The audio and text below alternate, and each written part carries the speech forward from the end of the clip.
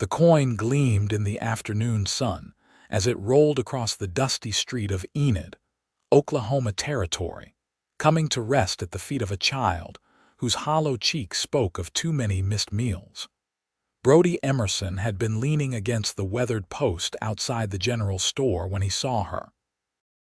The woman stood near the doorway, her threadbare dress hanging loose on her slender frame, her chestnut hair pulled back in a simple bun that had begun to unravel in the September heat of 1893.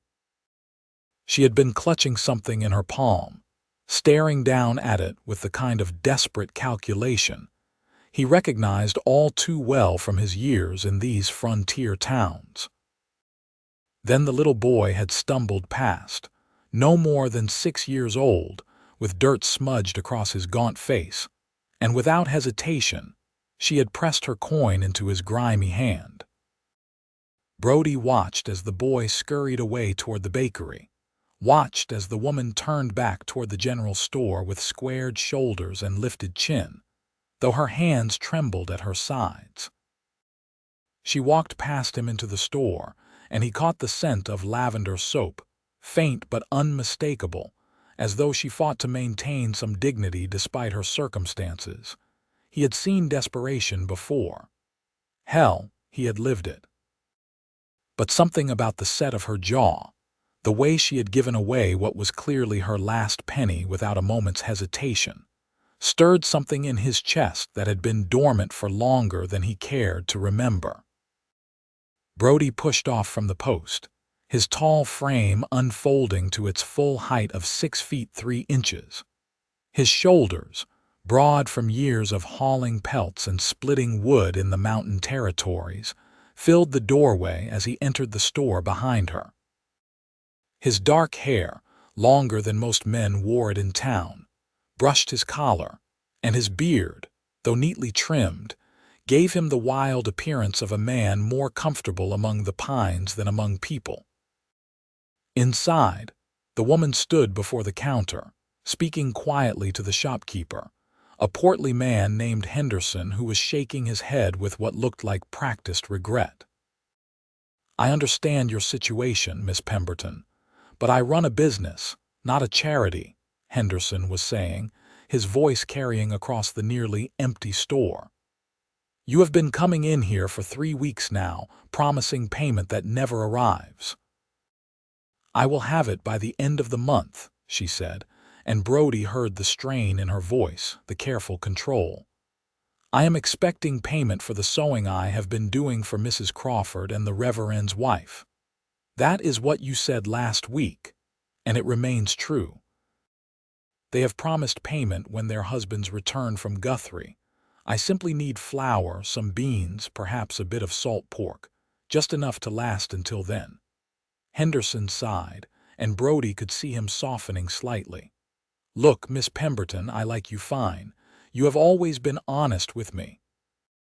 But I have extended you credit already, and I cannot keep doing it. I have my own expenses." Brody stepped forward before the woman could respond, his boots heavy on the wooden floor. Both Henderson and the woman turned toward him, surprise registering on their faces. "Put her supplies on my account," Brody said, his voice a low rumble that seemed to fill the small space. "And add enough to see her through the next 2 months at least." The woman's eyes widened. They were hazel, he noticed, flecked with gold that caught the light streaming through the store's dusty windows. "Sir, I cannot accept that. I do not even know you." "Name's Brody Emerson," he said, touching the brim of his worn hat. "And you just gave your last coin to a hungry child. Seems to me you are the sort of person who deserves a hand when she needs one." Color flooded her pale cheeks. "You saw that." "I did. It was nothing. The boy needed it more than I did." "Maybe so, but now you need this." He turned to Henderson. "Give her whatever she needs. Good supplies, not the dregs you save for desperate folks. She gets the same quality you would sell to the mayor's wife." Henderson's eyebrows rose, but he nodded slowly. "As you say, Emerson, your credit's good here." The woman looked between them, her hands clasped tightly together. "I cannot accept charity, Mr. Emerson. I have my pride." "It is not charity," Brody said, meeting her gaze steadily. "Call it a loan if that sits better with you. Pay me back when you can or do not. Makes no difference to me. It makes a difference to me." Her voice was firm despite the tremor in her hands. "If I accept this, I will repay every penny. You have my word on that. Then we have an understanding." He nodded to Henderson. "Help the lady with her shopping. I will be outside."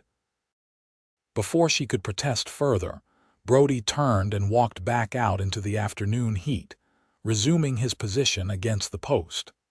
His heart was beating faster than it should have been, and he found himself listening for her footsteps, wondering what she would say when she emerged. It took nearly 20 minutes. When she finally came out, she was followed by Henderson's boy carrying a crate filled with supplies, more than she had probably allowed herself to hope for. She stopped in front of Brody, the setting sun turning her hair to burnished copper. "My name is Diana Pemberton," she said, extending her hand formally. "And I meant what I said about repayment." Brody took her hand, surprised by the calluses on her palm despite how delicate she looked. "I believe you. Where should I send the money when I have it?" "I am staying at the boarding house on 3rd Street for now. But I move around quite a bit. Hunt and trap up in the hills mostly. Come into town when I need supplies or the winter gets too harsh even for me." She studied him with those intelligent hazel eyes, taking in his buckskin jacket, the knife at his belt, the rifle slung across his back. "A mountain man. Some call it that. Then you will be leaving soon." "Probably, but I will be back. Always come back through Enid eventually." She nodded slowly, processing this. "Then I will leave payment at the boarding house for when you return. How much do I owe you? Like I said, pay me when you can. No rush." "Mr. Emerson, I need to know the amount. I cannot plan repayment without knowing what I owe." He admired her stubbornness. "Henderson will give you a receipt. Whatever it says, that is what you owe. Fair enough. Fair enough." She hesitated, then added, "Thank you. Truly. I have been in difficult circumstances before, but these past weeks have been harder than most. Your kindness is not something I will forget. You gave your last coin to a stranger's child. Seems to me kindness runs both directions, Miss Pemberton." A small smile touched her lips, the first he had seen, and it transformed her face. "Perhaps we are both fools then. Perhaps we are." Henderson's boy was waiting patiently with the crate, and Diana gestured to him to follow her. "I should get these home before dark. Thank you again, Mr. Emerson." Brody watched her walk down the dusty street, her back straight despite the weight of whatever burden she carried. The boy followed her 3 blocks before she turned into a narrow lane between 2 buildings, disappearing from view.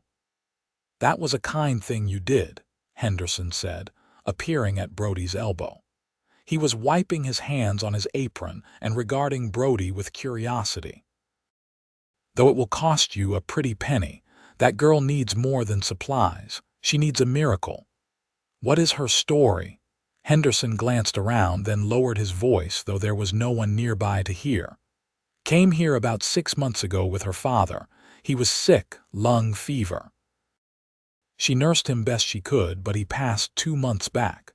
Left her with nothing but debts. She has been trying to make her way with sewing and laundry work, but it is not enough.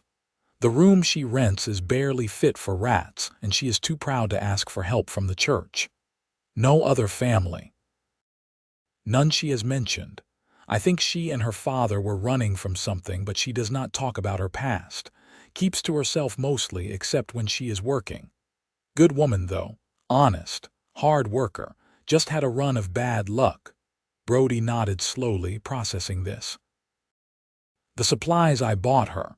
That will last 2 months, if she is careful with them, yes." "Good." Brody pulled out his money pouch and counted out additional bills. "This should cover another 4 months' worth, plus some extra for clothes and necessities. Set it up as store credit in her name, but do not tell her where it came from. Tell her the church took up a collection or something." Henderson's eyes widened. "That is more than generous, Emerson. That is close to $100. You have a problem taking my money." "No, sir, I do not." "But why do this for a woman you just met?" Brody thought about the coin rolling across the street, about the way she had given it away without hesitation, about the pride in her voice when she insisted on repayment. "Because some people deserve better than what life has handed them." "Because she reminds me of someone I used to know. Does it matter?" "I suppose not." Henderson pocketed the money. "I will set it up like you asked, though I am warning you, if she finds out you did this, she will be madder than a wet hen. That girl has pride enough for 10 people." "Then I guess you had better make sure she does not find out it came from me." Henderson chuckled. "As you say, you planning on staying in Enid long, was going to head back to the mountains tomorrow, but maybe I will stick around a few more days, see how the weather holds." "Uh-huh." Henderson's grin was knowing. "Weather. Right." Brody shot him a look that would have made a lesser man step back, but Henderson just laughed and returned to his store, leaving Brody alone with his thoughts and the lengthening shadows of late afternoon. He told himself he was being a fool. He had learned long ago not to get attached to people in towns like this. His life was in the mountains, alone with his traps and his thoughts, and that was how he preferred it. Getting involved with a woman, especially one as clearly troubled as Diana Pemberton, was asking for complications he did not need. But as he walked back toward his boarding house, he could not shake the image of her face, the way she had smiled at him, brief as it was. And he could not forget the feeling in his chest when she had given away her last coin, that strange mixture of admiration and protectiveness that he had not felt in years. The boarding house was run by a widow named Mrs. Talbot, a spry woman in her 60s who had opinions about everything and was not shy about sharing them. She was waiting for him on the front porch, rocking in her chair and snapping beans into a bowl. "I heard you made quite the impression at Henderson's store today," she said without preamble as Brody climbed the steps. "News travels fast. Always does in a small town. That was a good thing you did for Diana Pemberton. That girl has been suffering in silence for too long. You know her." "Everyone knows everyone here, Mr. Emerson. Diana rents a room about 4 blocks from here, above the old saddle shop. Terrible place, leaks when it rains, but it is what she can afford.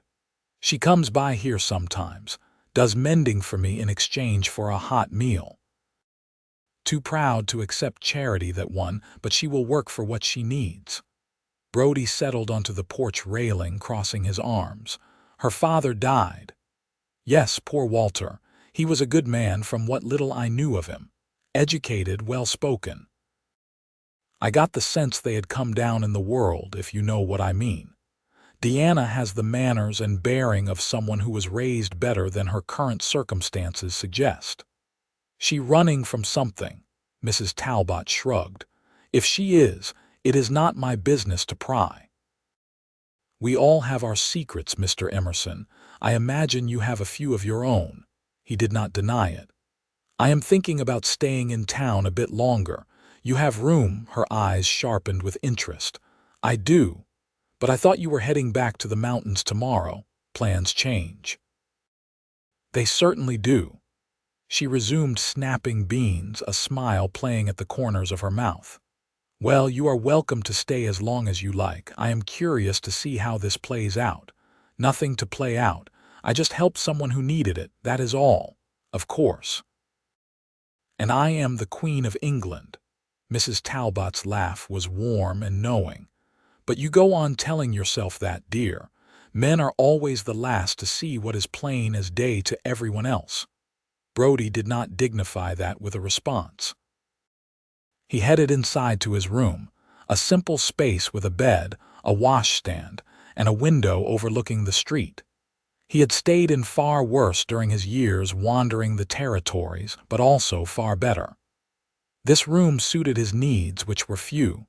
He washed up for supper, then joined Mrs. Talbot and her two other boarders, a traveling salesman and a young clerk from the land office, at the dining table. The food was simple but good, and the conversation flowed easily around topics of weather, politics, and local gossip. Brody contributed little, content to listen and eat. But his mind kept drifting back to Diana Pemberton, to the question of what he should do next. The sensible thing would be to leave tomorrow as planned, to put her out of his mind and get back to the life he knew. But something held him here, some instinct he could not quite name. After supper, he walked through the town as the sun set, painting the sky in shades of orange and pink. Enid was not a large town, but it was growing, benefiting from the land run 2 years prior that had opened Oklahoma Territory to settlement. New buildings were going up on the outskirts, and the main street boasted several businesses that catered to the influx of homesteaders and fortune seekers. He found himself walking toward the old saddle shop Mrs. Talbot had mentioned, curious despite himself. The building was worn and listing slightly to one side, its paint peeling and windows cracked. A narrow staircase on the outside led up to a second-floor door. Lamplight glowed behind a thin curtain, and he could see a shadow moving inside. Diana was there, probably working on her sewing, trying to earn enough to survive. The thought of her in that run-down room, struggling to make ends meet, stirred something fierce in his chest. He had known hardship himself, had spent years fighting to survive in conditions that would have broken weaker men. But he had chosen that life, had found a kind of freedom in the solitude of the mountains. Diana had not chosen this. Circumstance had forced it upon her, and she was doing her best to maintain her dignity and independence in the face of it. He stood there longer than he should have, watching that shadow move behind the curtain, before finally turning and heading back to the boarding house. He had no right to watch over her like some guardian, no claim on her beyond the debt she insisted on repaying. But the protective instinct was there nonetheless, growing stronger with each passing hour. The next morning, Brody woke with the dawn, as was his habit. He dressed and went downstairs to find Mrs. Talbot already up making coffee in the kitchen. "Good morning," she greeted him. "I was not sure you would still be here. Decided to stay a few more days." "I see." She poured him a cup of coffee. "Diana usually comes by on Tuesday afternoons with any mending I have for her. That is today, in case you were wondering." "I was not. Of course not." Her smile was infuriatingly knowing. Brody took his coffee out to the front porch and watched the town wake up. Merchants opened their shops, women swept their stoops, children ran past on their way to school.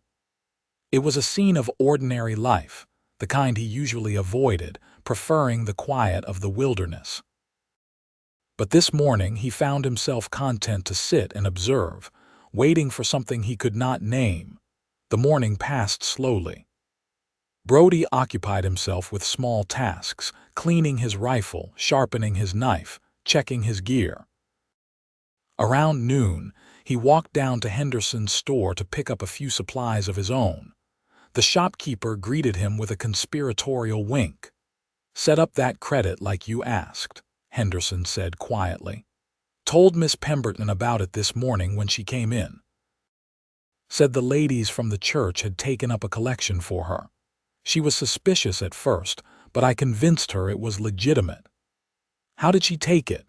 she cried. Mr. Emerson sat right down on that stool there and cried like her heart was breaking. "Then she thanked me about a dozen times and said she would pay it back as soon as she was able. I told her there was no need, that it was a gift, but she insisted on at least doing work for the church in exchange. I sent her over to talk to Reverend Stone about it." Brody felt that tightness in his chest again. Good. That is good. You are a strange man, Emerson, but a good one. Brody bought his supplies and headed back to the boarding house. Mrs. Talbot was on the porch with a basket of mending when he arrived. She should be here any minute now, Mrs. Talbot said without looking up from her work. I am not waiting for anyone. Then you will not mind sitting here keeping me company while I work. Brody sat, because arguing seemed pointless. He nursed another cup of coffee and tried to look casual, as though he had no particular interest in who might or might not be coming down the street. When Diana appeared about 20 minutes later, he felt his pulse quicken in a way that had nothing to do with danger and everything to do with the way the afternoon sun caught in her hair, turning it to warm honey. She wore the same worn dress as yesterday, but she had mended the hem and pressed it as best she could. She carried herself with that same careful dignity, her head high despite her circumstances. She climbed the porch steps and smiled at Mrs. Talbot before noticing Brody. Surprise flickered across her face, followed by something he could not quite read. Mr. Emerson, I did not expect to see you still in town. Change of plans, I see. She turned to Mrs. Talbot. I came for the mending you mentioned. Of course, dear. Come inside and I will show you what I have. Mrs. Talbot stood, leaving her basket on the porch. Mr. Emerson, would you mind watching that for me? I would hate for the wind to scatter it.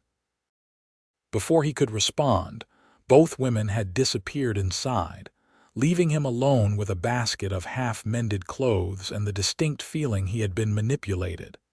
He smiled despite himself. Mrs. Talbot was not subtle, but she was effective. The two women were inside for perhaps 10 minutes. When they emerged, Diana carried a bundle of clothes wrapped in brown paper, and Mrs. Talbot wore an expression of satisfied innocence. I told Miss Pemberton she should join us for supper tonight, Mrs. Talbot announced. It has been too long since we had a proper visit, and I insist on paying her for her work with a hot meal. Diana looked uncomfortable. Mrs. Talbot, you know I appreciate the offer, but you already feed me too often. Nonsense. You work for your meals. Besides, Mr. Emerson here could use the company. He is far too quiet, and I think he gets lonely eating with just me and the other boarders. Brody raised an eyebrow. I do fine on my own. See, he is lonely. Mrs. Talbot patted Diana's arm. Please say you will come. It would make an old woman very happy. Diana's resistance crumbled under the weight of Mrs. Talbot's insistence, as Brody suspected it would. Very well. What time should I arrive? 6 o'clock. And do not be late or the food will get cold. After Diana left, Brody turned to Mrs. Talbot with a look that was half exasperation, half amusement. You are not subtle. Subtle is for people with time to waste. I am old, Mr. Emerson. I say what I mean and do what I think is right. She picked up her mending basket and headed for the door. Besides, that girl needs friends, and you need to remember what it is like to care about someone other than yourself. Seems to me this arrangement benefits everyone. Brody could not argue with that logic, though he wanted to. Instead, he spent the rest of the afternoon trying not to think about dinner, about seeing Diana again, about the way her smile had made him feel. He failed at all three. When 6 o'clock arrived, he had washed and changed into his cleanest shirt, though he told himself it was just common courtesy, nothing more. Diana arrived precisely on time, carrying a small wrapped package. I brought bread, she said, offering it to Mrs. Talbot. I know you said I did not need to bring anything, but it seemed wrong to come empty-handed. That is very sweet of you, dear. Come in, come in. Dinner was a lively affair, with Mrs. Talbot keeping the conversation flowing despite Brody's natural reticence and Diana's careful reserve. The other boarders contributed their share, and slowly, as the meal progressed, Brody noticed Diana beginning to relax. Her shoulders lost some of their tension, and she laughed at the traveling salesman's jokes, a real laugh that lit up her whole face. "So, Mr. Emerson," Diana said during a lull in the conversation, turning those intelligent hazel eyes on him, "Mrs. Talbot mentioned you are a mountain man. What exactly does that entail? Trapping mostly. Hunting." "I sell pelts and meat to traders, stock up on supplies, then head back into the hills. Simple life. It sounds lonely. It can be, but it suits me." "Did you always live that way?" Brody hesitated, unused to talking about himself, but something in her genuine interest made him answer. "No. I grew up on a farm in Missouri. But after my parents died when I was 19, I sold the place and headed west. Could not stand the thought of staying there without them, working the same land, seeing the same places. So I just kept moving until I found something that felt right." And the mountains felt right, they did. Still do. Out there, things make sense. You hunt, you eat, you work hard, you survive. No complications, no people trying to take what is yours, just you and the land. Diana nodded slowly. "I can understand the appeal of that, simplicity." "What about you? How did you end up in Enid?" A shadow passed over her face. "My father and I were traveling through. He became ill and we stayed while he recovered, only he never did recover." She paused, her fingers tracing the rim of her water glass. "We had planned to go to California. He had a brother there who owned a farm, but that seems like a lifetime ago now. You could still go. Perhaps, but I have no way of getting there, and I am not sure my uncle even knows we were coming. Father and he were estranged for years. It seemed like a long shot even when father was alive." She straightened her shoulders. "But I am managing. And today I received the most wonderful news. Some kind souls at the church set up a credit for me at Henderson's store. 4 months of supplies, Mr. Emerson. Can you imagine? It feels like a miracle." Brody kept his expression carefully neutral. "That was generous of them." "It was. I told Reverend Stone I would work to repay them, do cleaning or whatever they need. He said it was not necessary, but I insist. I will not accept charity without giving something in return." "You are very independent," Mrs. Talbot observed with a smile. "I have had to be. My father did his best, but we fell on hard times when I was younger. My mother had passed when I was 12, and father never quite recovered from losing her. We moved around quite a bit after that, never staying anywhere long. I learned early that the only person you can truly rely on is yourself." "That is a hard lesson for anyone to learn," Brody said quietly, and their eyes met across the table in a moment of shared understanding. The rest of the evening passed pleasantly. After dinner, they moved to the parlor, where the traveling salesman played the piano and Mrs. Talbot convinced Diana to sing. She had a lovely voice, clear and sweet, and Brody found himself mesmerized watching her, the way her face softened with the music, the way her hands gestured gracefully as she sang. When the evening ended and Diana prepared to leave, Brody stood as well. "I will walk you home," he said. "It is getting dark." "That is not necessary. It is only a few blocks, I know, but I would feel better knowing you got there safely." She looked like she might argue, but then simply nodded. "Thank you." They walked through the quiet streets together, the night air cool after the heat of the day. Above them, stars were beginning to emerge in the darkening sky, and somewhere a dog barked. "You did not have to do this," Diana said after a while. "Walk me home, I mean. I know I wanted to." "Why?" The question was direct, and it deserved an honest answer. "Because I think you are someone worth knowing, and because I have spent too many years alone in those mountains, and maybe it is time I remembered what it is like to care about someone." She stopped walking and turned to face him, her expression serious in the dim light. "Mr. Emerson, I appreciate your kindness both today and yesterday, but I need you to understand something. I am not looking for a rescuer. I have been taking care of myself for a long time, and I will continue to do so. Whatever this is between us, whatever you think it might be, I cannot afford complications in my life right now. I am not asking for complications. I am just asking to be your friend. Are you? Because the way you look at me suggests something more than friendship. Brody felt heat rise in his face, grateful for the darkness that hid it. I will not lie and say I am not attracted to you, but I respect what you are saying. You need a friend, not someone making demands on you. I can be that friend if you will let me. Diana studied him for a long moment, then slowly nodded. I would like that. I have been alone for too long as well. Having a friend would be nice. They resumed walking, and the tension between them eased into something more comfortable. When they reached the old saddle shop, Diana paused at the bottom of the outside stairs. Thank you for walking me home, and for dinner. I enjoyed it more than I have enjoyed anything in a long time. You are welcome. Maybe we could do it again sometime. I would like that. She smiled, and even in the darkness he could see the warmth in it. Good night, Mr. Emerson. Brody, call me Brody. Good night, Brody, and you should call me Diana. Good night, Diana. He watched her climb the stairs and disappear through the door at the top, waited until he saw the lamp light glow behind her curtain, then turned and walked back to the boarding house.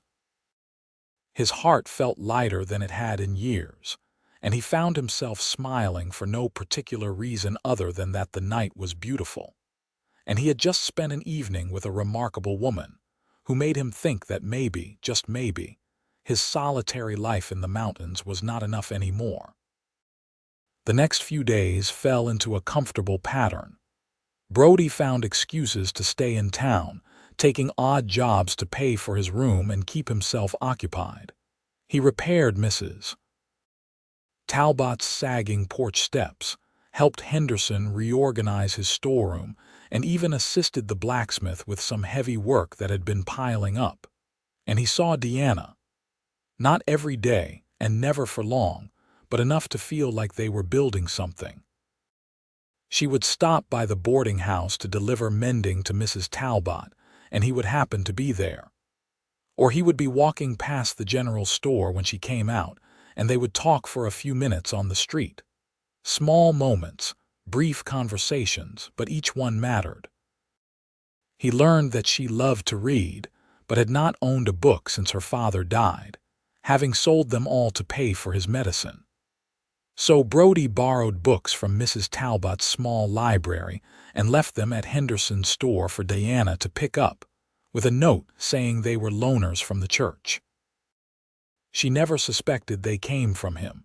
He learned that she had a sweet tooth but never bought candy for herself, saving every penny for necessities. So he bought peppermints from the mercantile and left them in a small bag on her doorstep, unsigned. He learned that she worked too hard, taking on every sewing and laundry job she could find, and that sometimes she went without eating so she could afford lamp oil to work by at night. So he asked Mrs. Talbot to hire her for more work, paying for it himself, but telling Diana that Mrs. Talbot was just being generous. He knew he was interfering, knew she would be angry if she found out, but he could not help himself. Every time he thought about leaving, going back to his mountains and his solitary life, something held him in Enid, and that something was Diana Pemberton. 2 weeks after their first meeting, everything changed.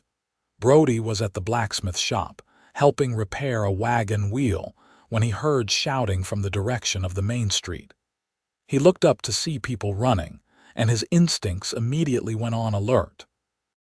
He dropped the tools he was holding and jogged toward the commotion.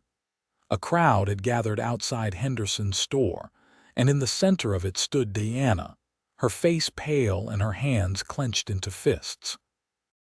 Facing her was a man Brody had never seen before, tall and well-dressed, with a cruel set to his mouth and eyes that held nothing but contempt. "You cannot run forever, Diana."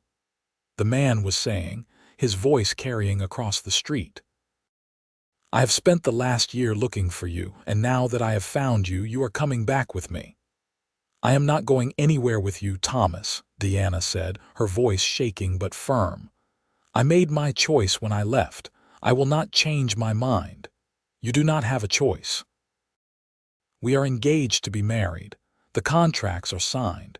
Your father agreed to it before you ran away with him. My father changed his mind. That is why we left, and he is dead now, so the agreement died with him." Thomas stepped closer, and Brody saw Diana flinch despite her brave words. "The law sees it differently. I have every right to take you back to Georgia. You belong to me. I belong to no one. We will see what the sheriff says about that." Brody had heard enough. He pushed through the crowd and stepped between Diana and Thomas, his considerable bulk making the other man take an involuntary step backward. "The lady said she is not going with you," Brody said, his voice low and dangerous. "Seems pretty clear to me." Thomas looked up at him, having to crane his neck to meet Brody's eyes. "This is none of your concern, whoever you are. This is a private matter between me and my fiancée." "She is not your fiancée. She told you no. That makes it my concern. And who are you to interfere?" "Some backwoods savage who thinks he can play hero," Thomas sneered, but Brody could see the calculation in his eyes, the reassessment of the situation. "I am someone who does not like seeing women threatened. That is all you need to know. I am not threatening her. I am simply claiming what is rightfully mine." Brody took a step forward, and Thomas actually stumbled backward, nearly tripping over his own feet. "She is not property. Now I suggest you get on your horse and ride back to wherever you came from before this gets ugly." "You are making a mistake," Thomas said, trying to salvage some dignity. "I have lawyers, I have connections, I will have the law on my side." "Maybe you will. But right now, in this moment, you are outnumbered and outmatched, so leave while you still can." For a moment, Thomas looked like he might argue further. Then he glanced around at the crowd, at the hostile faces staring back at him, and seemed to realize he had lost this particular battle. He straightened his coat and shot Diana a look full of venom. "This is not over. I will be back, and next time I will have the sheriff with me. You cannot hide from your obligations forever." "Watch me," Diana said, her voice steady now that Brody stood beside her. Thomas turned and stalked away toward the hotel, and the crowd slowly dispersed, though not without plenty of curious looks cast in Diana's direction. She stood frozen for a moment. Then suddenly her knees buckled. Brody caught her before she fell, his strong arms supporting her weight. "I have you," he murmured. "You are safe." "Thank you," she whispered, and he could feel her trembling against him. "Oh God, Brody, I thought I had escaped him. I thought we had gotten far enough away. Come on, let us get you somewhere private where we can talk." He guided her to Mrs. Talbot's boarding house, which was blessedly empty at this time of day. Mrs. Talbot took one look at Diana's face and immediately set about making tea, leaving Brody to settle Diana in the parlor. "Tell me about him," Brody said once Diana had calmed down enough to speak coherently. "His name is Thomas Whitley. He is from a wealthy family in Savannah. My father owed his family money, and they proposed a marriage contract as a way to settle the debt. I was only 17 when it was arranged, and I had no say in the matter. But when it came time for the wedding, I refused. I told my father I would rather die than marry Thomas. He is cruel, Brody. I saw how he treated the servants, how he spoke to people he considered beneath him. I knew if I married him, I would spend the rest of my life as his property, subject to his whims. So you and your father ran. We did. Father finally realized what he was asking me to do, and he could not go through with it. We left in the middle of the night and just kept moving, trying to stay ahead of anyone Thomas might send after us. We thought we had succeeded. We thought we were finally safe. But now he has found you. Yes, her hands twisted in her lap. And he was right about one thing. He does have the law on his side, or at least he thinks he does. Marriage contracts can be enforced, especially when money is involved. His family paid my father a substantial sum as part of the agreement. If I refuse to honor the contract, Thomas could sue for return of the money and I have no way to pay it. How much? $5,000. Brody let out a low whistle. That was a fortune, more than most people in Enid would see in a lifetime. That is serious money. I know. And I do not have it, which means if he pushes the matter legally, I could end up in debtor's prison or worse.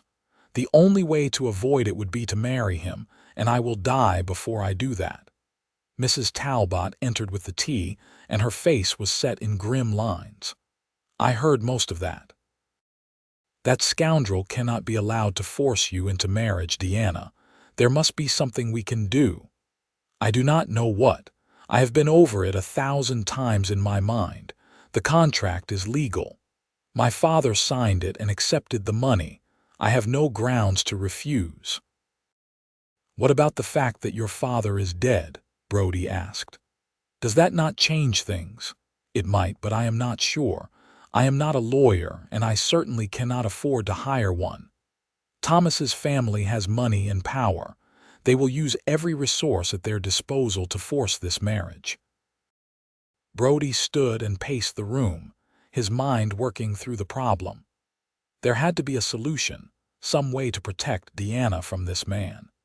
The thought of her being dragged back to Georgia, forced to marry someone she despised, filled him with a rage he had not felt in years. "What if you were already married?" he said suddenly, the idea forming as he spoke. Both women stared at him. "What?" Diana said. "If you were already married, the contract would be void. You cannot marry Thomas if you already have a husband. But I am not married. You could be." Brody turned to face her fully, his expression serious. "Marry me." The silence that followed was absolute. Mrs. Talbot's teacup froze halfway to her mouth, and Diana looked like she had stopped breathing. "You cannot be serious," Diana finally said. "I am completely serious. If we marry, Thomas cannot touch you. The contract becomes meaningless. Brody, we barely know each other. You cannot throw away your freedom just to save me from a bad situation." "I am not throwing anything away. I am making a choice. You need protection, and I can provide it. This way you stay safe and free, and Thomas goes back to Georgia empty-handed. But what about you? What about your life in the mountains? You said yourself you prefer being alone." "I did say that, and maybe it was true before I met you. But these past few weeks, being here, seeing you, talking with you, I have realized something. I have been alone not because I prefer it, but because I had not found anyone worth staying for. Until now." Diana's eyes filled with tears. "You barely know me. How can you make such a decision?" "I know enough. I know you gave your last coin to a hungry child. I know you work yourself to exhaustion rather than accept charity. I know you stood up to a man who terrifies you because you refuse to let him control your life. That tells me everything I need to know about your character. As for the rest, we have time to learn. This is crazy. Maybe, but it would work. And if you hate being married to me, we can always go our separate ways later, but at least you will be safe. At least you will be free to make that choice." Mrs. Talbot set down her teacup with a decisive click. "I think it is a wonderful idea, and I think you would be fools not to take him up on it, Diana.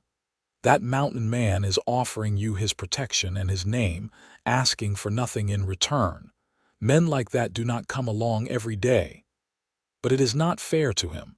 I have nothing to offer. No money, no prospects, nothing but debts and trouble. You have yourself," Brody said simply. "And that is enough." Diana stood and walked to the window, staring out at the street. Brody could see the tension in her shoulders, the way her hands gripped the windowsill. He wanted to go to her, to pull her into his arms and promise her that everything would be all right, but he held back, giving her space to think. "I need time," she said finally, not turning around. "This is too important to decide in a moment of panic. Can you give me until tomorrow?" "Take whatever time you need. But Diana, you should know that Thomas meant what he said. He will go to the sheriff and he will try to use the law to force you back. We may not have much time before he makes his move." "I understand, but I still need to think. If I do this, if I marry you, I want it to be because I choose it, not because I am running scared." "Fair enough." She turned then and looked at him with those hazel eyes that had haunted his thoughts for weeks. "Why are you doing this? Really?" Brody met her gaze steadily. "Because when I saw you share that last coin, I knew you were someone special. Because every time I have talked to you since, that feeling has only grown stronger. Because the thought of you being trapped in a loveless marriage, being controlled and diminished by someone like Thomas, makes me angrier than I have been in years. And because somewhere along the way, in these past 2 weeks, I have started to fall in love with you." The admission hung in the air between them, raw and honest. Diana's expression softened, and she took a step toward him. "I think I have been falling too," she whispered. "And that terrifies me almost as much as Thomas does, because I cannot afford to depend on anyone. Every time I have let myself depend on someone, they have either left me or died or betrayed me. I do not know if I can take that risk again. Then do not depend on me. Be my equal instead. We protect each other, support each other, but we stand on our own 2 feet. Can you live with that?" She smiled through her tears. "I might be able to. Let me think on it and I will give you my answer tomorrow." Brody nodded, understanding that he had pushed as far as he could. "Tomorrow, then. But Diana, whatever you decide, I will help you. Even if you say no to marriage, I will find a way to keep you safe from Thomas. You have my word on that. Thank you, Brody, for everything." She left shortly after, and Brody stood at the window watching her walk down the street, her back straight despite everything she was carrying. Mrs. Talbot came to stand beside him, and they watched in silence until Diana disappeared around a corner. "She will say yes," Mrs. Talbot said with confidence. "How can you be so sure?" "Because that girl is smart enough to recognize a good man when she sees one. And because I saw the way she looked at you when you made your offer. She loves you, whether she is ready to admit it or not. She barely knows me. Sometimes the heart knows things the mind has not caught up to yet. Give her time. She will come around." Brody hoped Mrs. Talbot was right. He went to bed that night with his mind churning, running through all the possible scenarios, all the ways this could go wrong. But underneath, the worry was a current of hope, fragile but persistent. For the first time in years, he was allowing himself to imagine a different kind of future, one that did not involve endless solitude in the mountains, one that had Diana in it. The next morning dawned clear and bright. Brody woke early and paced the boarding house, unable to settle. Mrs. Talbot took one look at him and shooed him out to the porch with a cup of coffee and instructions not to wear a hole in her floor. He had been sitting there for perhaps an hour when he saw Diana coming down the street. She walked with purpose, her head high, and Brody felt his heart begin to race. He stood as she approached, trying to read her expression. She climbed the steps and stopped in front of him, her hazel eyes searching his face. "I have an answer for you. I am listening." "Yes." The single word hit him with more force than he expected. "Yes. Yes, I will marry you. On one condition." "Name it." "This cannot be just a marriage of convenience. If we do this, I want it to be real. I do not want to spend my life pretending or wondering if you regret your choice. If we marry, I want us to try to build something genuine, something that has a chance of lasting. Can you agree to that?" Brody felt a smile spread across his face, wide and genuine. "I can absolutely agree to that. In fact, that is exactly what I was hoping you would say." Diana's answering smile was like the sun breaking through clouds. "Then I suppose we should figure out how to make this official. I will talk to Reverend Stone today. We can be married as soon as he can arrange it. What about Thomas?" "Let me worry about Thomas. For now, you just focus on getting ready to become my wife." The word hung between them, strange and wonderful and terrifying all at once. Mrs. Talbot chose that moment to burst through the door, her face alight with joy. "I knew it. I knew you would say yes. Oh, this is wonderful. We have so much to do. Diana, you will need a proper dress. And flowers. We must have flowers. And food for a reception, assuming we can arrange one on short notice." "Mrs. Talbot, we do not need all that," Diana protested, but she was laughing. "A simple ceremony is fine." "Nonsense. You are only married once, assuming all goes well, and you deserve to have it done properly. Let me handle the details. You two just worry about making it through the ceremony without fainting from nerves." The next few days passed in a whirlwind of activity. Brody spoke with Reverend Stone, who agreed to perform the ceremony that Saturday, just 4 days away. He also visited the sheriff, a gruff but fair man named Dalton, and explained the situation with Thomas Whitley. "I heard about that confrontation on the street," Sheriff Dalton said, leaning back in his chair. "Seems to me this Whitley fellow does not understand how things work out here in the territories.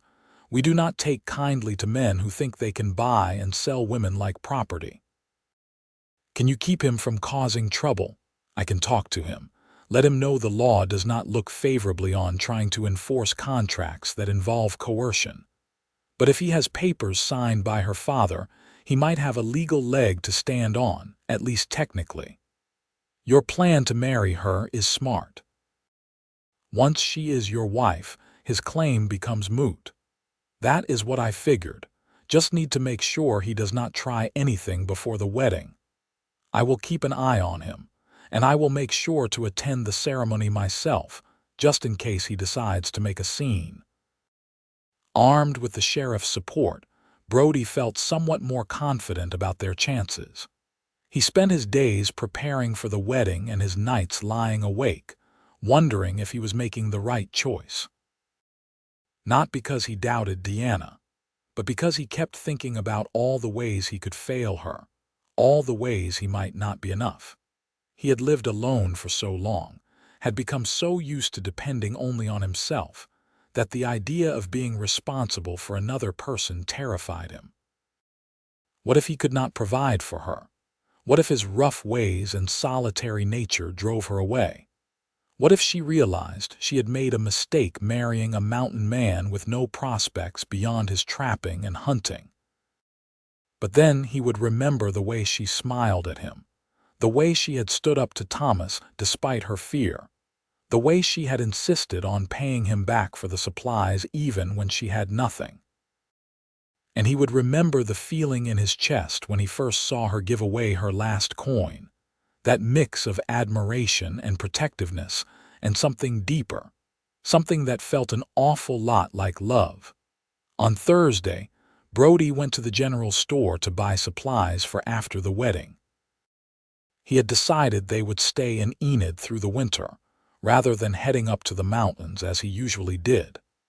Diana needed stability, and he needed time to figure out how to merge his solitary life with married life. Henderson greeted him with a knowing grin. "Heard congratulations are in order. You work fast, Emerson.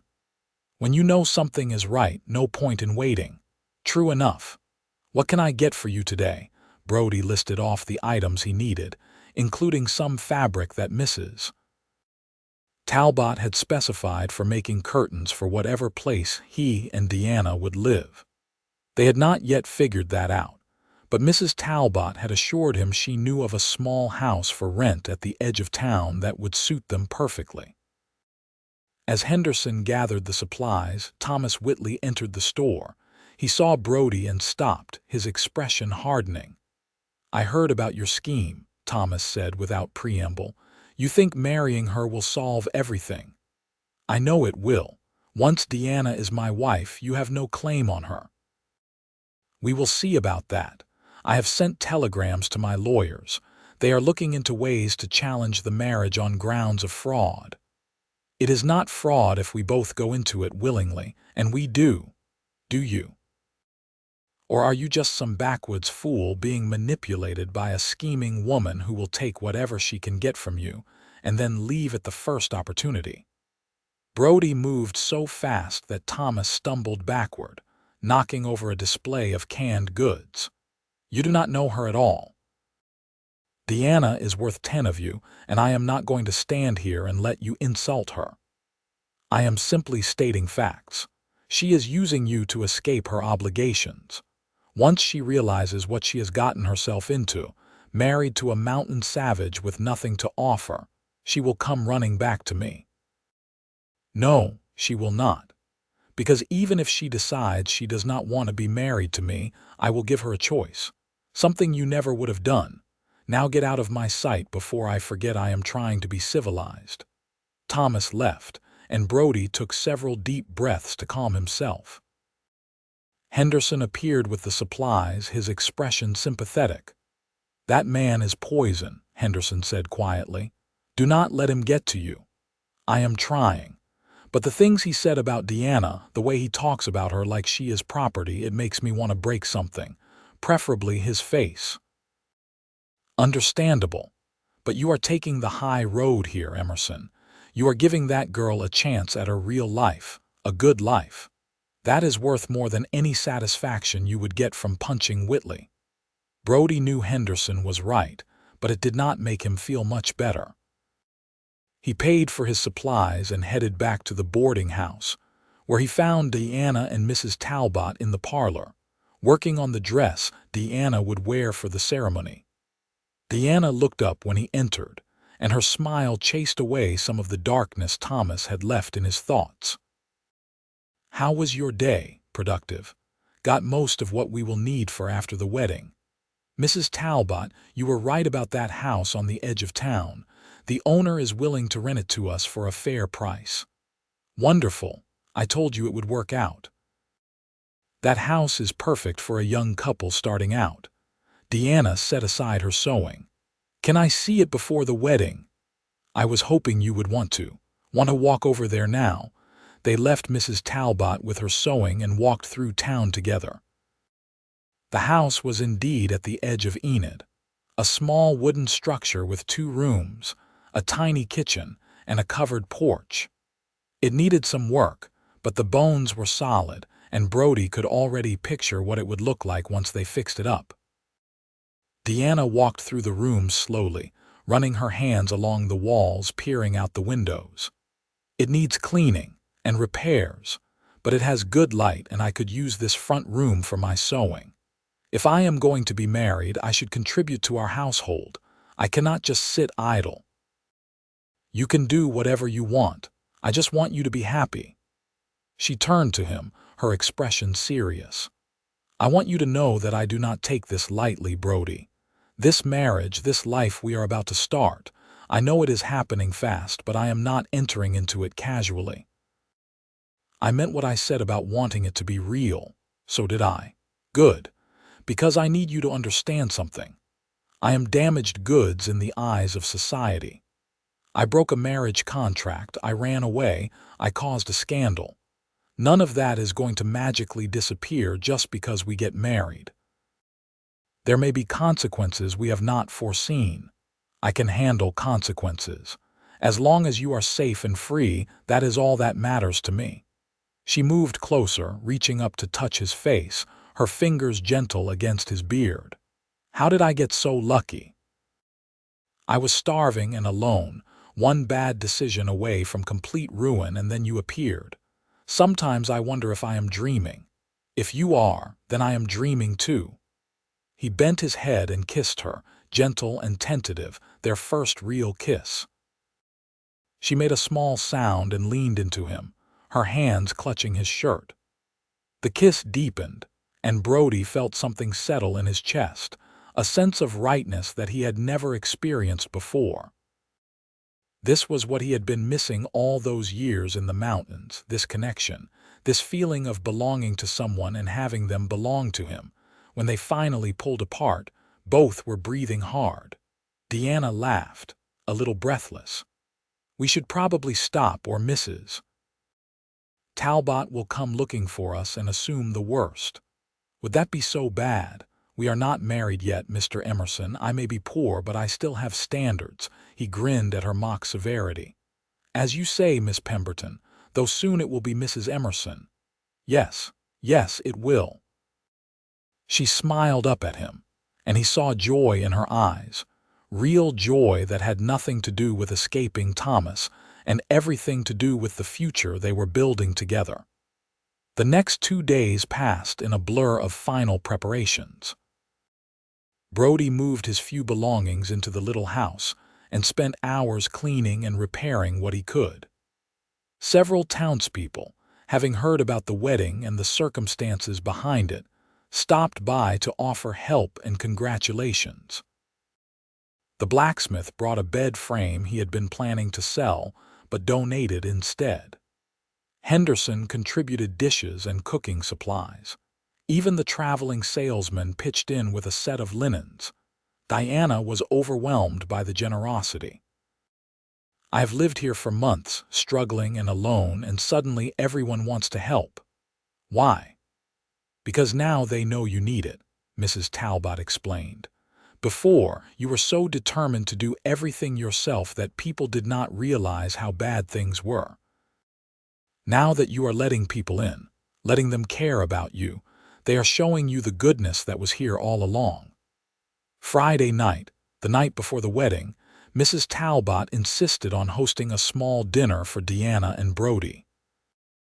It was tradition, she claimed, for the bride and groom to have one last meal with friends before taking their vows. The evening was pleasant and low-key, with good food and better company. But as the night wore on, Brody noticed Diana becoming quieter, more withdrawn. When he asked if she was all right, she smiled and said she was fine, just nervous about tomorrow. But he could see something else in her eyes, some worry she was not voicing. After everyone else had gone to bed, Brody found Diana sitting on the front porch, staring up at the stars. He settled beside her, not speaking, just offering his presence. "I am terrified," she said finally, her voice barely above a whisper. "Not of marrying you, I want that. But I am terrified of failing at it, of not being what you need, of disappointing you. You could never disappoint me." "You say that now. But what happens when the novelty wears off? When you remember that you prefer your solitary life in the mountains? When you realize you have tied yourself to a woman with nothing but problems?" "Diana, look at me." He waited until she turned to face him. "I am not some naive boy making rash decisions. I am 32 years old. I have lived alone for over a decade because I chose to, because I had not found anyone worth changing my life for. And then I saw you give away your last coin to a child, and something shifted. I do not expect you to be perfect. I expect you to be yourself, to work beside me as we build a life together. That is all. That is enough. What if I cannot have children? What if I am not domestic enough? What if I hate living in a town and you hate giving up your mountains? Then we will figure it out, together. That is what marriage is, Diana. It is choosing each other every day through the good and the bad. It is not about being perfect. It is about being committed." She leaned her head on his shoulder and he wrapped his arm around her. "I do love you, you know. I did not mean to, and I tried not to, but I do. I love you too. Have since the moment I saw you make that choice to give away what little you had to someone who needed it more. That is who you are, Diana. That is the woman I am choosing to spend my life with, and I have no regrets." They sat together under the stars, drawing comfort from each other's presence, until finally Diana said she should go to bed if she wanted to look presentable tomorrow. Brody walked her to the room Mrs. Talbot had prepared for her, kissed her good night at the door, and forced himself to go to his own room, Sleep did not come easily. He lay awake for hours, thinking about the ceremony tomorrow, about the life they would build, about all the ways things could go right or wrong. But underneath the nerves was a deep certainty that this was the right path. He had been drifting for too long, existing but not really living. Diana had changed that.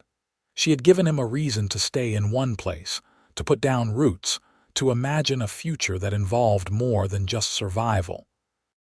Saturday morning arrived bright and clear. Brody dressed in his best clothes, which were not much, just a clean shirt and trousers with his good boots. Mrs. Talbot had insisted on loaning him a jacket that had belonged to her late husband, and though it was a bit tight across the shoulders, it made him look more presentable. The ceremony was set for 2 o'clock at the small church on the edge of town. Brody arrived early, as did Sheriff Dalton, who had kept his promise to attend. Slowly, the church filled with townspeople, more than Brody had expected. Apparently, word had spread about the wedding and the drama surrounding it, and people were curious. At precisely 2 o'clock, the door at the back of the church opened, and Diana entered on Mrs. Talbot's arm. Brody's breath caught in his throat. She wore a simple dress of pale blue that Mrs. Talbot and several other women had sewn in the past few days, and her hair was pinned up with a few loose curls framing her face. She carried a small bouquet of wildflowers, and her eyes shone as she walked down the aisle toward him. Brody had seen beautiful things in his life. Mountain sunrises, crystal clear lakes, forests carpeted with wildflowers. But nothing compared to the sight of Diana walking toward him, choosing him, trusting him with her future. She reached his side, and Mrs. Talbot stepped back, leaving them standing together before Reverend Stone.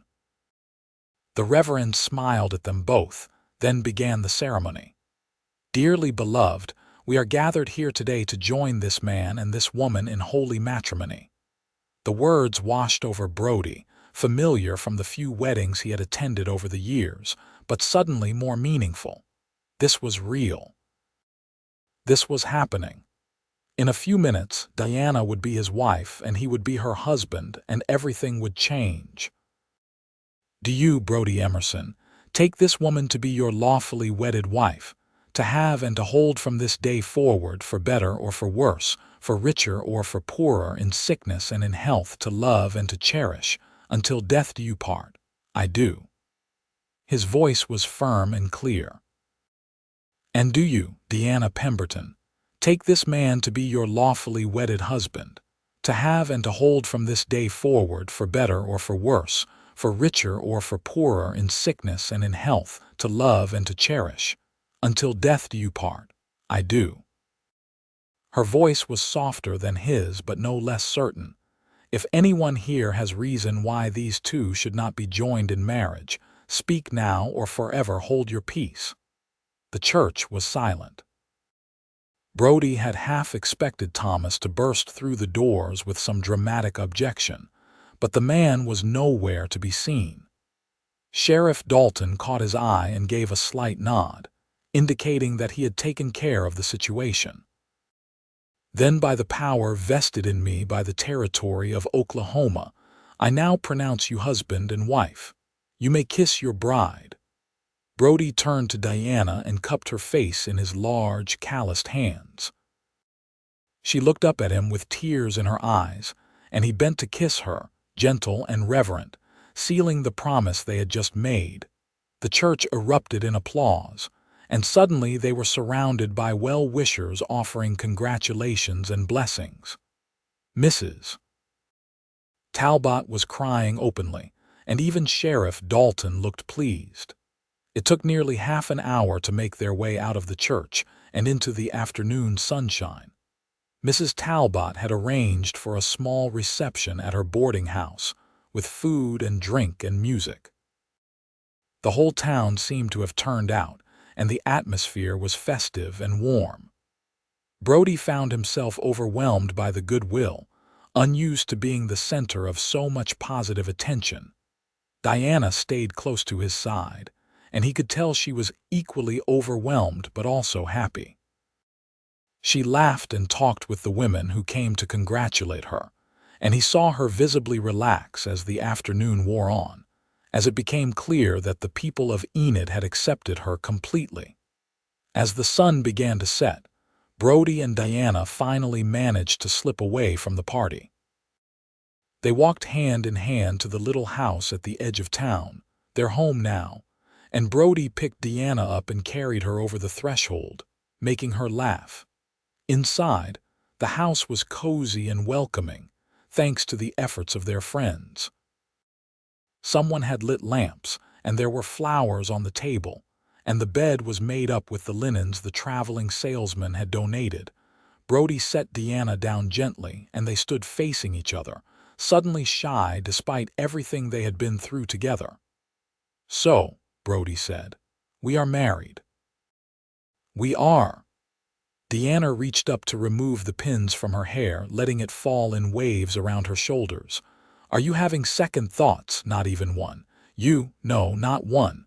She stepped closer, placing her hands on his chest. "I am exactly where I want to be." He kissed her then, deeper than before, and she responded with enthusiasm that made his blood heat. They made their way to the bed, shedding clothes between kisses, learning each other's bodies with gentle exploration. Brody was careful with her, conscious of his size and strength, but Diana was not fragile. She met him with equal passion, and when they finally came together, it felt like the most natural thing in the world. Afterward they lay tangled together, Diana's head on Brody's chest, his arms wrapped around her. Outside, night had fully fallen and the sounds of the town had faded to a peaceful quiet. "Thank you," Diana said softly. "For what? For seeing me. For choosing me. For giving me a chance at a life I thought I had lost forever." "You gave me the same gift," Brody said, pressing a kiss to the top of her head. "I was just existing before I met you. Now I am living." They fell asleep like that, wrapped in each other, and Brody slept better than he had in years. The next few months passed in a blur of domesticity that Brody found surprisingly satisfying. He had expected to chafe at being tied to one place, at the routines of married life, but instead, he found contentment.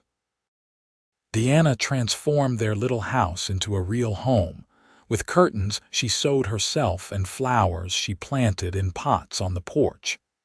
She took in sewing work and proved to be skilled and reliable, building a reputation that brought in steady income. Brody took whatever work he could find in town, using his strength and skills to help with construction projects, repairs, and heavy labor. He also made trips into the hills to hunt, bringing back meat that Diana preserved and they either ate or sold. Between his work and hers, they managed to not just survive, but to slowly build up some savings. True to her word, Diana insisted on repaying Brody for the supplies he had bought her that first day. She brought it up regularly until he finally agreed to accept payment, though he immediately put the money into their joint savings, making her laugh and shake her head at his stubbornness. Thomas Whitley had left Enid the day after the wedding, realizing he had lost. Sheriff Dalton had made it clear that any further harassment would result in legal consequences. And faced with a town that had united against him, Thomas had retreated. They heard later that he had returned to Georgia and eventually married someone else, a society girl whose family was as wealthy as his own. Diana expressed no regret, only relief that the chapter was finally closed. Winter came, cold and harsh, and Brody and Diana spent long evenings by the fire, reading together or talking about their plans for the future.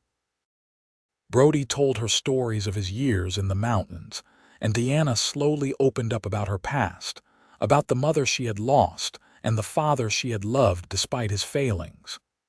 "He was a good man who made bad choices," Diana said one night, nestled against Brody's side. He loved my mother so much that when she died, it broke something in him. He never recovered. He kept trying to recapture what they had, kept chasing dreams that were never real. And in the process, he lost almost everything, including his health. You do not blame him for the marriage contract. I did at first, but I understand now that he was desperate, trying to provide for me the only way he knew how. He thought marrying me to Thomas would give me security, a good life. He did not see what I saw, that Thomas was cruel, or maybe he did not want to see it. Either way, when I finally made him understand, he chose to leave everything behind and protect me. That counts for something. It counts for a lot, Brody agreed. He loved you enough to sacrifice everything. That is not nothing. They were quiet for a while, and then Diana said, I want children, eventually. I know we have not talked about it much, but I wanted you to know that it is something I hope for. Brody felt warmth spread through his chest. I want that too. I never thought I would, but with you I can imagine it. A family, a real family. We have time. I want to build up our savings first, make sure we are stable. But someday. Someday, Brody agreed and kissed the top of her head. Spring arrived, bringing new life to Enid. Brody and Diana celebrated their first anniversary quietly, with a picnic on the edge of town. They sat in the grass watching the sunset, and Diana laid her head on Brody's shoulder with a contented sigh. Did you ever imagine, a year ago, that we would be here? She asked. Not in my wildest dreams. I thought I would spend the rest of my life alone, and I had made my peace with that. And then you came along and changed everything. I am glad I did. I cannot imagine my life without you now. Good, because you are stuck with me. She laughed and kissed him, and they stayed there until the stars came out, talking about nothing and everything, secure in the knowledge that they had found in each other exactly what they needed. Over the next few years, their life together deepened and grew. Diana's sewing business flourished, and Brody started a small trade business, buying pelts and goods from trappers and selling them to larger markets. They worked well together, each supporting the other's ambitions, and their modest savings grew into something more substantial. In the spring of 1896, Diana discovered she was pregnant. She told Brody one evening after dinner, her face glowing with joy and nervousness. Brody picked her up and spun her around, laughing, before carefully setting her down and fussing over her like she was made of glass. I am pregnant, not fragile, Diana protested, but she was smiling. I do not care. You are carrying our child. I am going to take care of you, and he did, hovering and worrying and driving Diana to distraction with his protectiveness. But she loved him for it, loved seeing this big, tough mountain man reduced to a nervous wreck at the thought of becoming a father. Their son was born in December, healthy and loud. They named him Walter, after Diana's father, and the first time Brody held the tiny, squirming bundle, he cried. Diana had never seen him cry before, and the sight of tears streaming down his bearded face while he stared at his son with wonder and love made her fall in love with him all over again. Walter was followed 2 years later by a daughter they named Clara, who had her mother's hazel eyes and her father's stubborn determination. And 2 years after that, another son, Michael, completed their family. The little house at the edge of town became too small, and Brody built them a larger home on a piece of land they purchased just outside Enid. It had space for Diana's sewing room, a large kitchen where she could cook and preserve food, and bedrooms for their growing children. Brody built a workshop for himself and a stable for the horses they acquired. Life was not always easy. There were years when money was tight, when illness struck, when the children tested their patience and each other's. But through it all, Brody and Diana faced everything together, supporting each other, loving each other, building the life they had both dreamed of, On their 10th anniversary, Diana gave Brody a gift, a carefully wrapped package that turned out to be a book. Inside the front cover, she had written, "To my husband, who saw me at my worst and loved me anyway, who gave me everything when I had nothing, who made me believe in second chances and happily ever after. I love you more today than I did 10 years ago, and I will love you more tomorrow than I do today. Yours always, Diana." Brody read it through blurred eyes, then pulled Diana into his arms and held her tight. "I was the one with nothing before I met you," he said hoarsely. "You gave me a reason to come down from my mountain. You gave me a family, a home, a purpose. Everything good in my life started the day I saw you give away your last coin. And everything good in mine started when you decided I was worth saving. You were always worth saving. You just needed someone to see it." They stood there, wrapped in each other's arms, surrounded by the life they had built together. From the other room came the sounds of their children playing, arguing, laughing. Outside, their land stretched in all directions, solid and real and theirs. Brody thought back to that day 10 years ago, when he had been leaning against a post outside Henderson's store, watching a stranger's coin roll across the dusty street. He had been adrift then, unmoored, going through the motions of living without really understanding what he was missing. And then Diana had given away her last coin and everything had changed. He had made sure she never had to choose between her needs again. He had given her security, stability, a home. But in return, she had given him so much more. She had given him love, purpose, family. She had given him a reason to be more than just a man surviving alone in the mountains.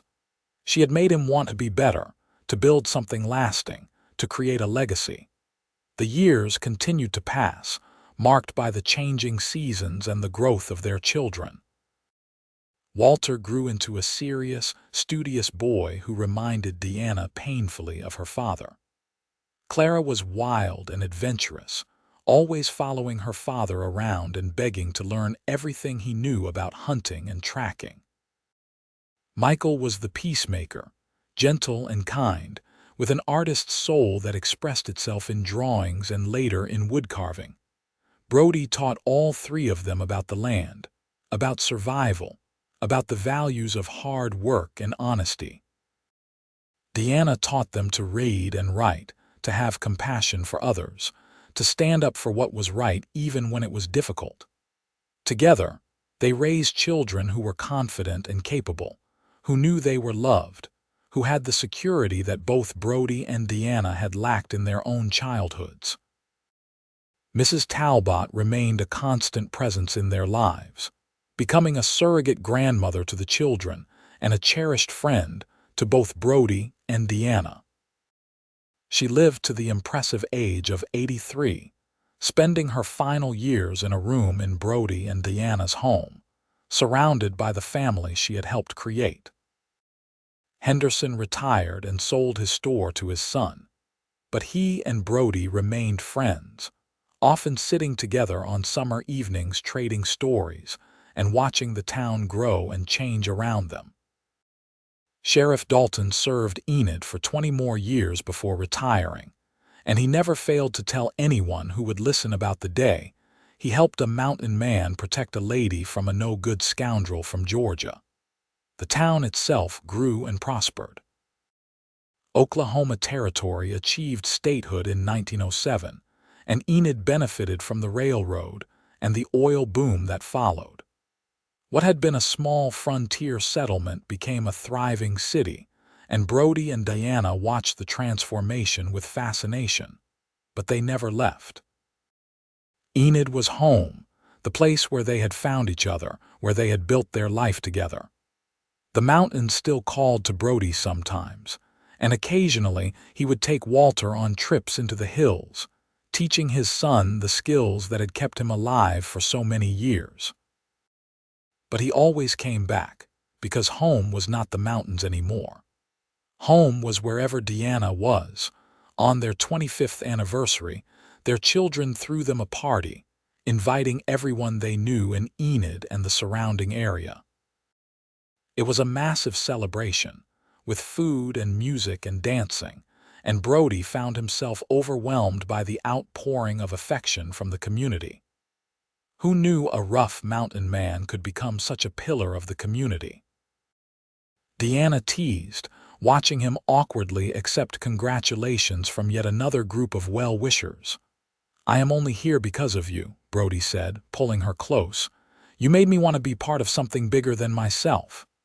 "We made each other better," Diana corrected. "That is what love does." They danced together as the sun set, moving slowly to music played by a local band, surrounded by friends and family, and the life they had created.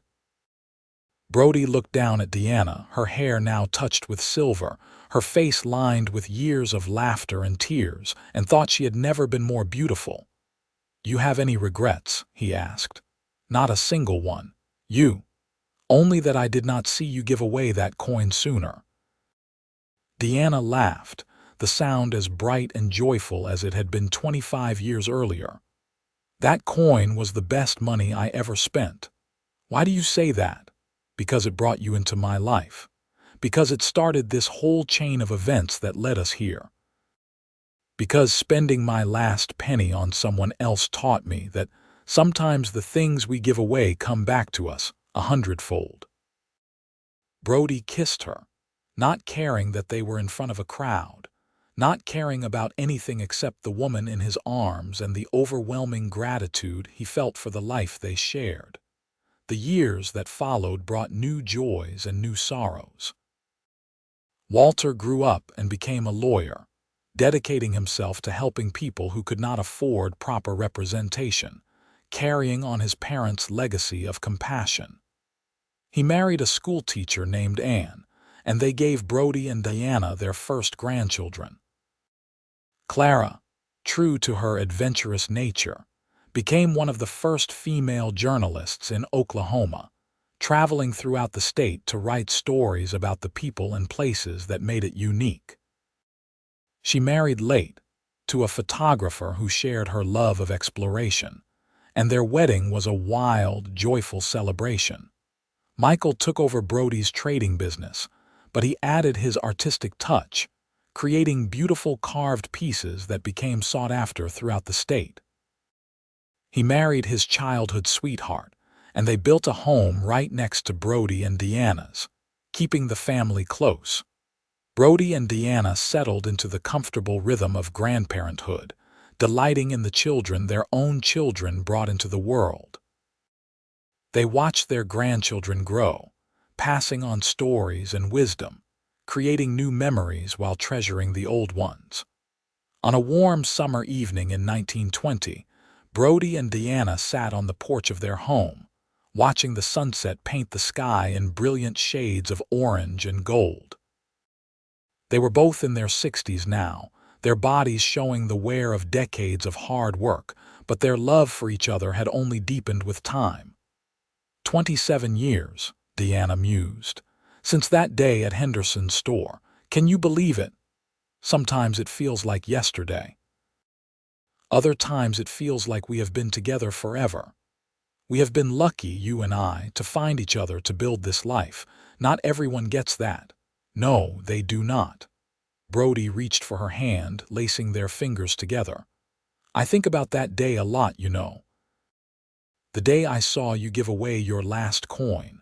I think about what would have happened if I had not been there, if I had not spoken up. Where would we be? We will never know. But I like to think we would have found each other somehow. Some connections are just meant to be." "Do you ever wonder what happened to that boy, the one you gave the coin to?" Diana smiled. "Actually, I know what happened to him.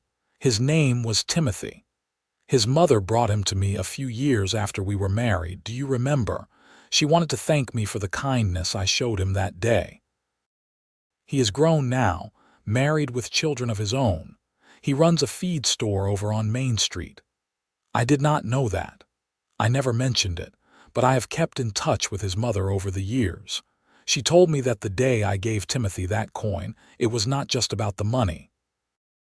It was about showing him that people could be kind for no reason, that not everyone would ignore a hungry child. She said it changed something in him, made him want to be that kind of person for others. Brody felt his throat tighten with emotion. One coin, one moment of kindness, and it rippled out into the world. That is what kindness does. It multiplies. You taught me that, you know. When you bought me those supplies, when you offered to marry me, when you gave me a chance at a real life. You showed me that kindness is not weakness. It is strength. And I have tried to pass that lesson on to our children, and they will pass it on to theirs. They sat in comfortable silence for a while, watching the colors fade from the sky and the first stars appear. Around them, the sounds of their family drifted from inside the house, where several of their grandchildren were staying for the weekend. Laughter, voices, the clatter of dishes being washed, the sounds of a life well lived. "I love you," Brody said, the words as simple and true as they had been the first time he said them. "I love you too, always have, always will." As darkness fell, they remained on the porch, hands intertwined, hearts connected. Two people who had started with nothing but hope and determination, who had built something beautiful out of the wreckage of their individual pasts. Two people who had learned that sometimes the greatest treasures come disguised as simple acts of kindness, and that love, real love, has the power to transform everything it touches. The mountain man had seen a woman sharing her last coin, and he had made sure she never had to choose between her needs again. But what he had not known, what he could not have predicted, was that in saving her, he would save himself. In giving her a home, he would finally find his own.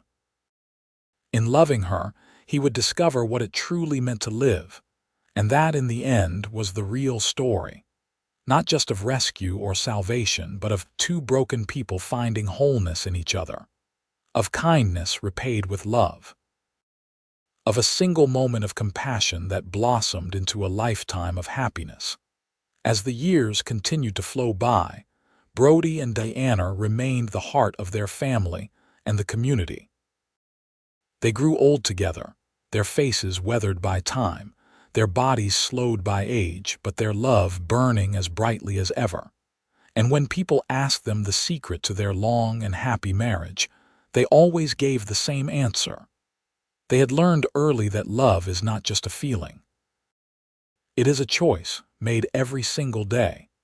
A choice to be kind, to be patient, to see the best in each other even when times are hard. A choice to build something lasting, something real, something worth fighting for.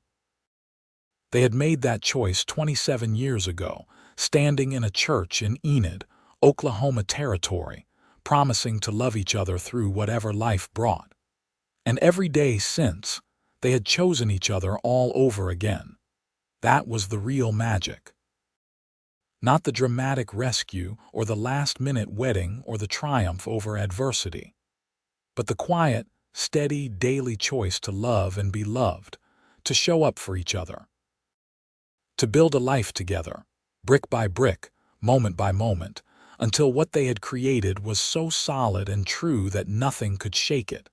The mountain man and the woman who shared her last coin. That was how their story began. But how it continued, and how it would eventually end, was something far more beautiful. It was a love story for the ages, simple and profound, a testament to the power of kindness and the redemptive force of human connection. And that love would echo through generations, carried forward by children and grandchildren who had learned from their example, who had seen what two people could build when they chose each other, when they refused to give up, when they believed that love was worth fighting for. The sun set on Enid, Oklahoma, casting long shadows across the land. In a house at the edge of town, an old couple sat together, hands clasped, hearts joined. And in that moment they had everything they needed, everything they had ever wanted. Because they had each other, and that, in the end, was all that truly mattered.